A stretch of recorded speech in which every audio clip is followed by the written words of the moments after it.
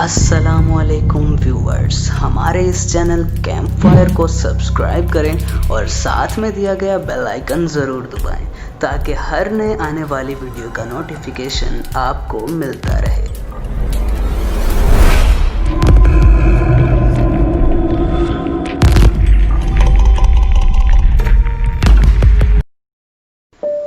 दोस्तों, आज जिस फिल्म के बारे में हम बात करने वाले हैं वो न्यूयॉर्क शहर के एक बहुत ही मशहूर हॉन्टेड हाउस के सच्चे वाकयात से इंस्पायर्ड होकर बनाई गई थी। इस मूवी का नाम है द एमिटिविले हॉरर और ये फिल्म 2005 में रिलीज की गई थी। इस मूवी की IMDb रेटिंग है 6 आउट ऑफ 10।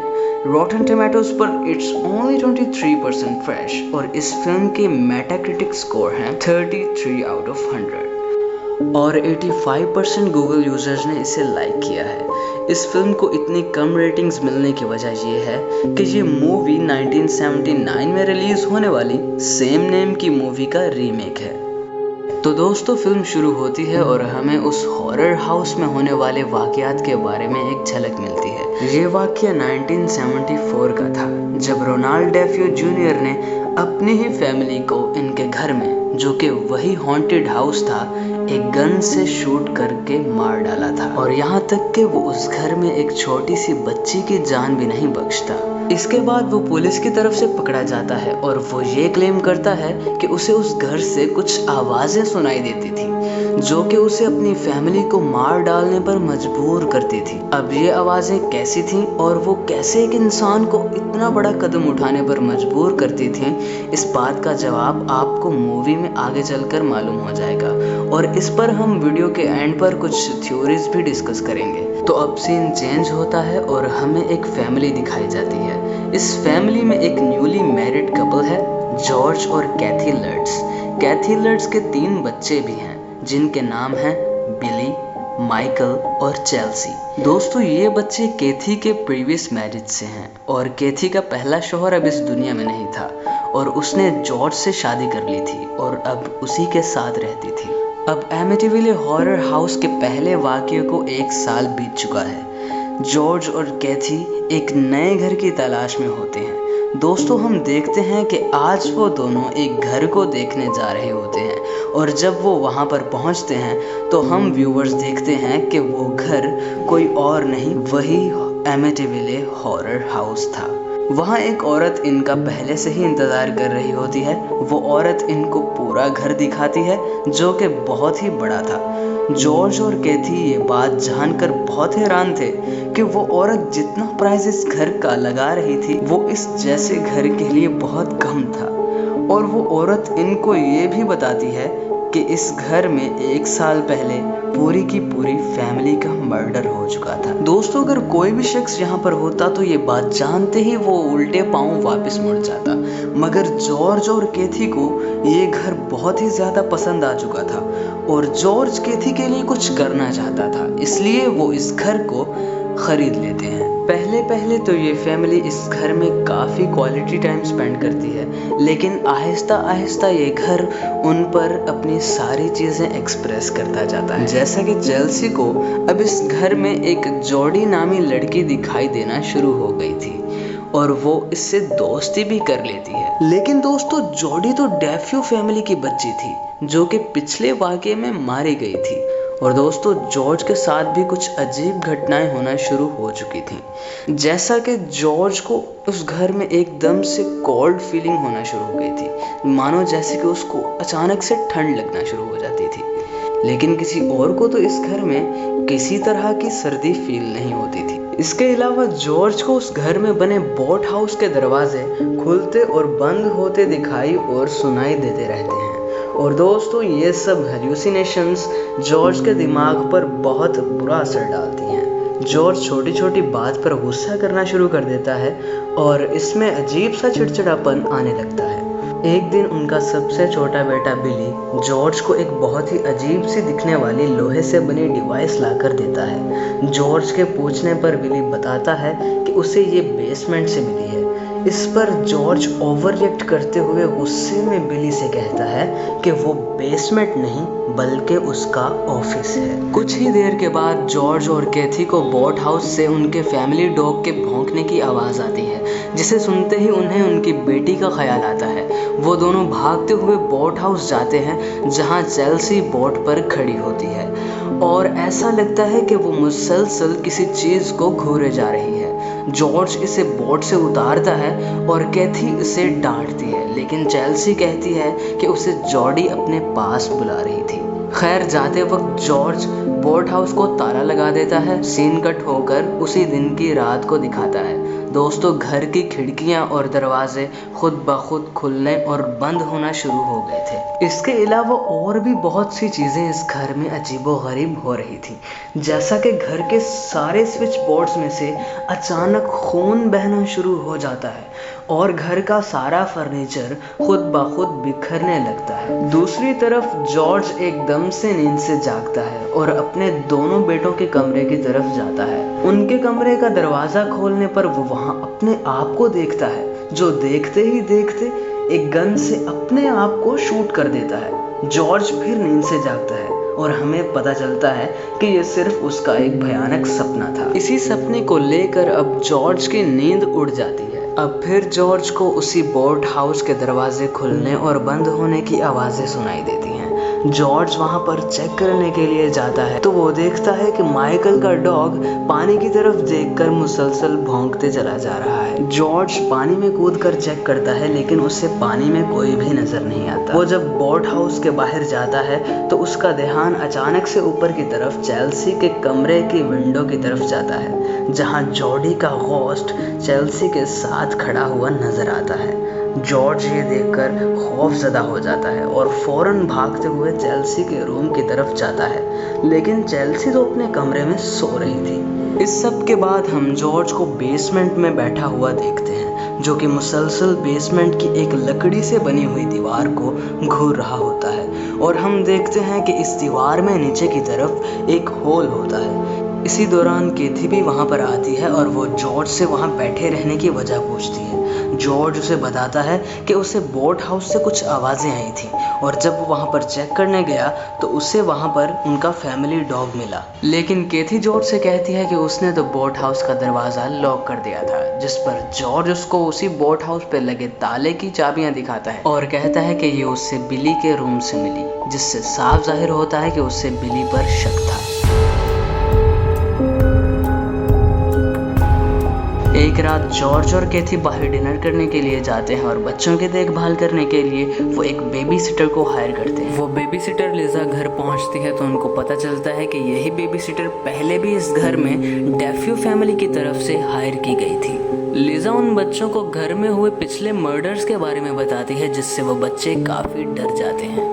जब लिजा चेल्सी के रूम में जाती है तो चेल्सी उसको कहती है कि वो एक बुरी बेबीसिटर है और वो ये क्लेम करती है कि ऐसा उसे जॉडी ने कहा है, जिस पर लिजा जॉडी को बुरा भला कहना शुरू कर देती है क्योंकि उसी की वजह से उसको बेबीसिटर की जॉब से निकाल दिया गया था। इसके बाद बिली लिजा को उस क्लोजेट में जाने की शर्त लगाता है, वही सेम क्लोजेट जहाँ पर जॉडी का मर्डर हुआ था। लिजा हिम्मत दिखाते हुए क्लोजेट के अंदर चली जाती है, लेकिन वो अंदर ही लॉक हो जाती है। कुछ ही सेकंड्स के बाद लिजा को क्लोजेट के अंदर जॉडी का घोस्ट नजर आता है, जिससे वो काफी शॉक में चली जाती है और एम्बुलेंस उसे वहां से लेने के लिए आती है। पैरामेडिक्स लिजा को एम्बुलेंस के अंदर डाल ही रहे होते हैं कि वो कैथी से कहती है कि उसने जॉडी के घोस्ट को देखा है। दोस्तों, अब हम देखते हैं कि जॉर्ज का बिहेवियर कैथी और उसके बच्चों के साथ काफी अब्यूजिव हो जाता है। जॉर्ज उन बच्चों से काफी काम करवाता है और उनके साथ एक तरह का जुल्म करना शुरू कर देता है। और दोस्तों, अब उस घर के अंदर पैरानॉर्मल एक्टिविटीज होना शुरू हो जाती हैं। एक रात जॉर्ज उनके फैमिली डॉग को बोट हाउस के अंदर भौंकते हुए सुनता है और वो कुल्हाड़ी लेकर अपने फैमिली डॉग को मारने के लिए बोट हाउस की तरफ बढ़ता है। अगले दिन बच्चे अपने डॉग को ढूंढ रहे होते हैं और जॉर्ज मना करते हुए ये कहता है कि उसने उस डॉग को नहीं देखा, लेकिन बिली को उस पर शक होता है। अब अगले सीन के अंदर कैथी फादर कैलेवे के पास जाती हैं, जो कि एक चर्च के पादरी हैं। कैथी उनसे अपने घर को ब्लेस करने का पूछती है ताकि फ्यूचर में होने वाली किसी भी पैरानॉर्मल एक्टिविटीज से बचा जा सके। अगले ही दिन फादर कैलेवे उनके घर आते हैं और जैसे ही वो घर के अंदर होली वाटर स्प्रे करना शुरू करते हैं तो एकदम से बहुत सारी मक्खियां आकर उनके ऊपर अटैक कर देती हैं और देखते ही देखते फादर कैलेवे अपनी जान बचाकर उस घर से भाग जाते हैं। इस वाकये के बाद कैथी लाइब्रेरी जाती है जहाँ उसको ये मालूम पड़ता है कि ये घर किसी कल्ट प्रीचर से बिलोंग करता है और उस कल्ट प्रीचर का नाम रेवरेंड जेरेमिया कैचम है। कैथी को मजीद पता चलता है कि 17th सेंचुरी के अंदर इसी कल्ट प्रीचर ने अपने एक मिशन के दौरान बहुत से नेटिव अमेरिकन्स पर टॉर्चर किया और जिस जगह पर वो नेटिव अमेरिकन्स को टॉर्चर करता था वो कोई और नहीं उसी घर की बेसमेंट थी और यहीं आकर कहानी अच्छी तरह एक्सपोज होती है। दोस्तों, इस घर में हो रही तमाम पैरानॉर्मल इंसिडेंट्स का मरकज ये बेसमेंट ही था और जिन नेटिव अमेरिकन्स को वो कल्ट प्रीचर टॉर्चर किया करता था उन्हीं के भूत इस घर में भटक रहे हैं। और दूसरी तरफ जॉर्ज उस बेसमेंट में बनी लकड़ी की दीवार को तोड़कर उसके पार चला जाता है जहां उसको सदियों पहले टॉर्चर किए गए नेटिव अमेरिकन्स की गली सड़ी डेड बॉडीज मिलती हैं। यहाँ जॉर्ज को कुछ हेल्यूसिनेशंस भी आती हैं और उसकी नज़रों के सामने उन नेटिव अमेरिकन्स के साथ हुआ जुल्म चलने लगता है और वो हूबहू वो सारी चीज़ें देखता है जो उनके साथ वहाँ बीती थी। आगे चलकर जॉर्ज एक बहुत ही मध्यम रोशनी वाले कमरे में एंटर होता है जहाँ जॉर्ज का सामना केचम की घोस्टली फिगर के साथ होता है और जॉर्ज को कुछ खबर नहीं थी कि उसका सामना किसके साथ हो रहा है। वो घोस्टली फिगर मुड़ती है, खंजर उठाती है और अपना गला काट लेती है और इस तरह लगता है मानो कि वो अपने सुसाइड को एक तरह से दोबारा दिखा रही है। उस कल्ट प्रीचर की घोस्टली फिगर से ढेर सारा खून निकलता है और जॉर्ज की बॉडी को कवर कर लेता है जिससे केचम का घोस्ट जॉर्ज को कंप्लीटली पोजेस कर लेता है। दूसरी तरफ लाइब्रेरी में बैठी कैथी को अभी यकीन हो गया था कि जॉर्ज का अब्यूजिव बिहेवियर और चिड़चिड़ापन किसी बहुत ही इवल एंटिटी की पोजेशन की वजह से है। कैथी फौरन ही फादर कैलेवे को फोन करती है और सारा मामला सुनाती है। फादर कैलेवे कैथी को एडवाइस करते हैं कि वो फौरन अपने बच्चों को लेकर उस घर को खाली कर दे। कैथी फौरन ही घर जाती है और घर जाते ही उसको पता चलता है कि जॉर्ज उनको मारने के लिए एकदम तैयार बैठा है। कैथी अपने बच्चों को लेकर उस घर से बाहर निकलने की कोशिश करती है लेकिन घर की सारी खिड़कियां और दरवाजे एकदम टाइटली बंद थे। दूसरी तरफ जॉर्ज एक गन लेकर उनका पीछा करना शुरू कर देता है। कैथी अपने बच्चों को लेकर घर की छत की तरफ दौड़ती है और वो रूफटॉप से होकर घर से बाहर निकलने में कामयाब हो जाती है और इन सब के दौरान जॉर्ज उनका पीछा करता रहता है। जैसे ही वो सब घर से बाहर निकलते हैं वहाँ जॉर्ज उनका पहले से ही इंतजार कर रहा होता है जो कि इवली पोजेस्ड है। जॉर्ज उनके सबसे बड़े बेटे को दबोच कर उसकी तरफ गन पॉइंट करता है। दोस्तों, हम देखते हैं कि जॉर्ज की आंखों में खून उतरा हुआ है और उसको अपने बेटे के चेहरे में कोई बहुत ही बुरा सा चेहरा नजर आने लगता है मानो जैसे केचम का घोस्ट उसके अंदर जॉर्ज को बुराई दिखा रहा था। इससे पहले कि जॉर्ज उसको गन से शूट करता, कैथी पीछे से आकर उसके सर पर बहुत ही गहरी चोट मारती है। जॉर्ज जमीन पर गिर जाता है और वो कैथी से कहता है कि वो उसे मार दे वरना वो बच्चों को और कैथी को मार डालेगा। देखते ही देखते जॉर्ज उठता है और कैथी के पेट में कुल्हाड़ी मार देता है लेकिन ये भी जॉर्ज की एक हेल्यूसिनेशन थी जो कि केचम का घोस्ट उसको दिखा रहा था ताकि वो अपनी फैमिली को मार डाले। लेकिन जॉर्ज ऐसा कुछ नहीं करता और अपने ऊपर काबू पाता है। कैथी जॉर्ज के हाथ पांव एक वायर से बांधकर उसको बोट हाउस की तरफ ले जाती है जहां वो जॉर्ज और बच्चों को बोट में डालती है और उस घर से रवाना हो जाती है। इसी तरह जॉर्ज उस बुरी स्पिरिट के कंट्रोल से आज़ाद हो जाता है और वो फैमिली उस घर को परमानेंटली छोड़ देती है। उसके बाद एक टाइटल कार्ड बताता है कि वो फैमिली 28 दिन के बाद वहाँ से रवाना हो गई और कभी लौट कर नहीं आई। इस मूवी के एंड पर हमें दिखाया जाता है कि जॉडी का घोस्ट अब उस घर में खड़ा हुआ है जो कि एकदम खाली है। जॉडी खौफ से चिल्लाना शुरू कर देती है जिस दौरान घर की सारी चीजें अपनी जगह पर आ जाती हैं। देखते ही देखते जमीन से दो खौफनाक हाथ निकलते हैं और वो जॉडी के घोस्ट को नीचे खींच लेते हैं और मूवी यहीं पर खत्म। दोस्तों अब हम बात करते हैं इस मूवी की एंडिंग के बारे में। दोस्तों जैसा कि हमने जॉडी के घोस्ट को चिल्लाते हुए और दो खौफनाक हाथों को उसे जमीन की तरफ खींचते हुए देखा और इस घर की सभी चीजें एकदम से रीअरेंज हो गई, जिससे मुझे तो लगता है कि ये घर अभी भी सोल्स को इकट्ठा करने में लगा हुआ है और वो अपने अगले शिकार के लिए खुद को तैयार कर रहा है। दोस्तों केचम का घोस्ट दरअसल जॉडी के घोस्ट को एज अ पपेट यूज कर रहा था ताकि वो और भी ज्यादा सोल्स को इस घर की तरफ अट्रैक्ट करे और यहाँ पर फांस दे। दोस्तों आपने मूवी के अंदर इस तरह के सिंबल्स को देखा होगा जो कि एग्जैक्ट 3:15 पर इस घर की तरफ से चुने गए विक्टिम को नजर आती है। और दोस्तों जहाँ तक मुझे लगता है ये टाइम एग्जैक्ट वही टाइम है जिस टाइम पर केचम ने अपने आप को मारा था।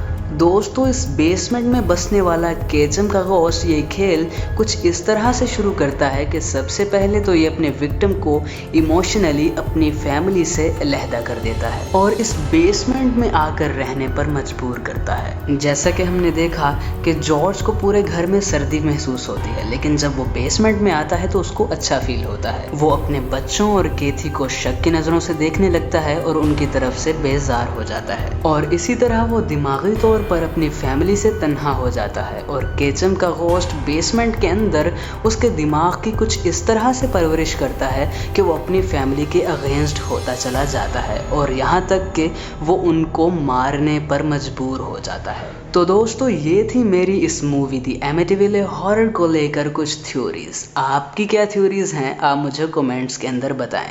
वीडियो पसंद आने की सूरत में इसको लाइक करें और जितना हो सके इसको शेयर करें ताकि हम 10K फैमिली बन सकें। तो यहाँ पर होती है हमारी आज की वीडियो ख़त्म।